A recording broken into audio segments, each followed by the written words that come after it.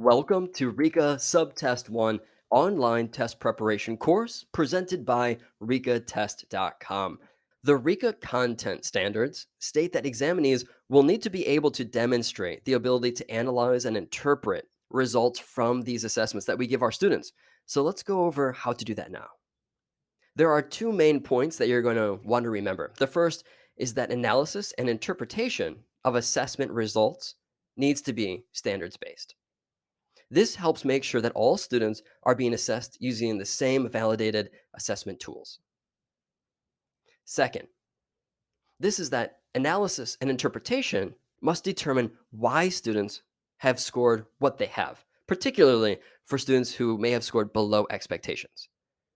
As this chapter focuses on fluency instruction, let's recall from the terms we learned in Competency 8 that there are 4 common reasons why students might be struggling to read fluently. These include weak word analysis skills. Remember, we said that this is the main culprit.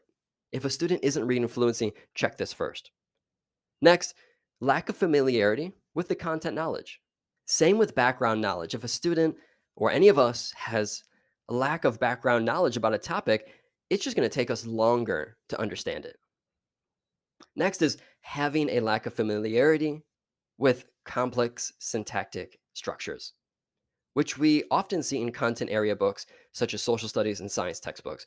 Remember, it's just different from a fiction book that has kind of blocks of words rather than, for example, a nonfiction book that will have diagrams, charts, pictures, tables, captions. It's a different type of reading. And again, we need to teach our students how to read both types.